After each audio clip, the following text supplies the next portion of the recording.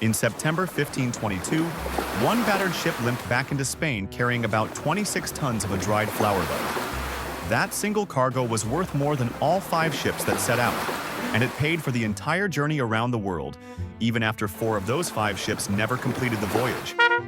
The flower bud was the clove. And for a taste of it, Europe was willing to sail off the edge of the known map. This is the food that launched the age of exploration. Start with where cloves come from. For almost all of human history, the clove tree grew in exactly one place on Earth. 5 small volcanic islands in the Maluku group of what is now Indonesia: Ternate, Tidore, Modi, Makian, and Bakan. That was the entire world's supply on specks of land you could walk across in an afternoon. And people wanted them badly. In China's Han Dynasty, court officials had to hold cloves in their mouths before they spoke to the emperor, just to sweeten their breath. The Roman writer Pliny described cloves around the year 77. Arab traders carried them west for centuries and refused to say where they grew. By the time cloves reached a European table, they cost more than their weight in gold. Nobody in Europe knew the source. They just knew it was worth finding. So they went looking.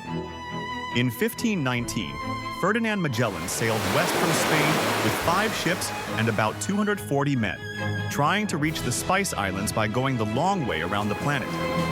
It went horribly. Magellan himself was killed in the Philippines on April 27, 1521.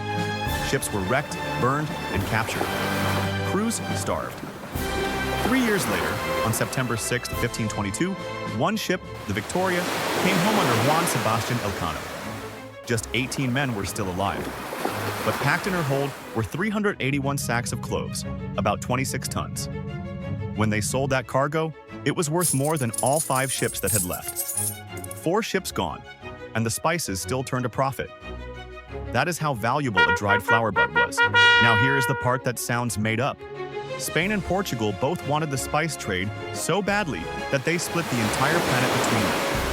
In the Treaty of Tordesillas, signed June 7, 1494, they drew a line down the Atlantic, 370 leagues west of the Cape Verde Islands.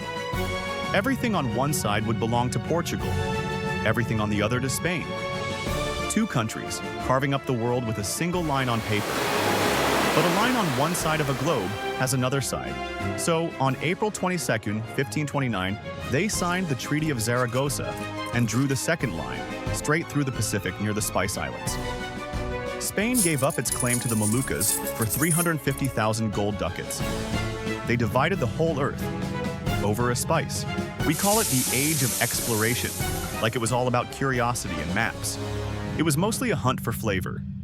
Sailors died by the hundreds, kings split the globe, and empires rose, all to control a flower bud that is probably sitting in a jar in your kitchen right now. Next time you smell cloves in a pie or a cup of chai, remember, people once crossed the whole planet and traded away half of it for that exact smell. That is food for thought. New food history every week.